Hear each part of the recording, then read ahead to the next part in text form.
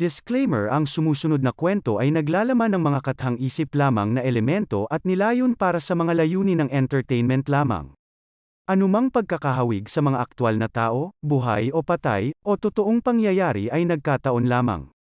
Ang mga pangyayaring inilalarawan sa kwentong ito ay gawa ng imahinasyon ng may akda at hindi dapat bigyang kahulugan na sumasalamin sa katotohanan sa anumang paraan. Walang binata, gaano man kalaki, ang makakaalam ng kanyang kapalaran. Hindi niya masusulyapan ang kanyang bahagi sa mahusay na kwento na malapit ng mabuking.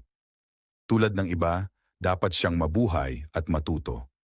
At gayon din ang mangyayari sa batang warlock na darating sa mga tarangkahan ng Camelot. Isang batang lalaki na, pagdating ng panahon, ay magiging ama ng alamat. Paul, ang pangalan niya.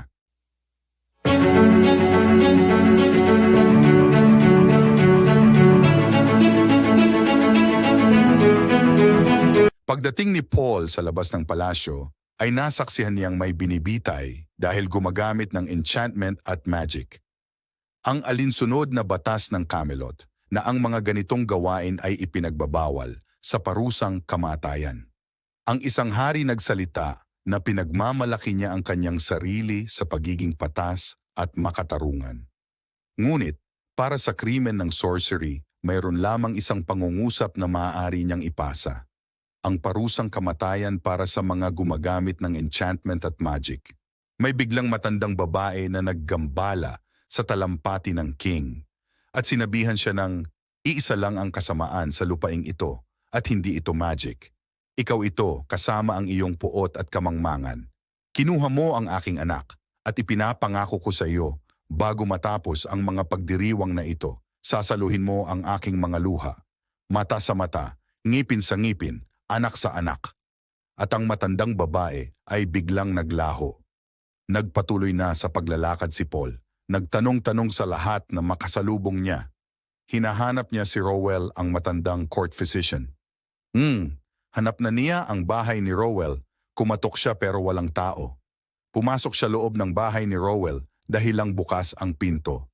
Namangha siya sa kanyang nakita sari-saring herbal medicines sa loob at marami ito. Nakita niya si Rowell sa may bobongan, may kinuha at tinawag niya ito. Nagulat si Rowell sa biglang pagkagulat niya, nahulog siya sa kinatatayuan niya. Gumamit si Paul nang mahika, bigla siyang tumingin sa kama at inutosang saluhin si Rowell. Nahulog si Rowell sa kama. Bumangon si Rowell mula sa kanyang pagkahulog at tinanong si Paul kung ano ang problema. Nagsinungaling si Paul. Wala siyang alam sa pangyayari. Ayaw maniwala ni Rowell kay Paul. Tinanong ni Rowell si Paul kung saan siya natutong gumamit ng mahika. Nagsisinungaling ulit si Paul hanggang sa magalit si Rowell. At sinabi ni Paul, mula nang siya ay ipinanganak. Tinanong ni Rowell si Paul kung sino siya. Sinabi ni Paul na siya ay anak ni Sabel, ang matagal na kaibigan ni Rowell, si Sabel. Pinatuloy ni Rowell sa kanyang bahay at binigyan si Paul ng sariling kwarto. Sabi ni Paul kay Rowell, sana silang dalawa lang ang nakakaalam ng mga nangyayari. Tumitig lang si Rowell at nagpasalamat sa kanyang pagligtas sa kanyang buhay. Pumasok si Paul sa kanyang silid habang si Rowell ay nakaupo sa mesa at nag-isip. Naalala ni Rowell ang bilin ni Sabel na ipaubaya sa kanya si Paul kapag siya ay binata. Dahil may espesyal na kapangyarihan si Paul na hindi maintindihan ng iba. Si Rowell lang ang nakakaintindi. Si Rowell ang tanging tao na makakagabay sa kanya ng tama tungo sa kabutihan. Si Rowell ang tanging tao na maaaring gumabay kay Paul kung ano ang layunin ng kanyang kapangyarihan. Isang gabi sa palasyo ay hindi kumain ang anak ng hari, si Onigel. Tinanong siya ng hari kung bakit hindi siya kumain.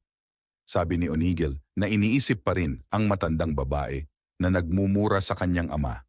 Nagtaka si Onigel kung bakit pinaparusahan ng kanyang ama ang sorcery na walang ginawang masama. Ang sagot lang ng hari sa tanong niya, hindi mo alam kung ano ang kaya nila 20 years ago. Walang puwang para sa mahika sa aking kaharian. Abangan ang pangalawang yugto ng bagong itinakda na Warlock, Subaaybayan ang kanyang nakatagong kapangyarihan.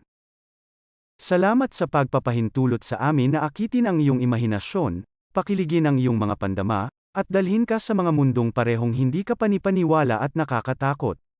Ang iyong feedback, komento, at pakikipag-ugnayan ay nagbibigay inspirasyon sa amin na patuloy na itulak ang mga hangganan ng pagkukwento at upang lumikha ng nilalaman na sumasalamin sa iyo sa malalim at visceral na antas.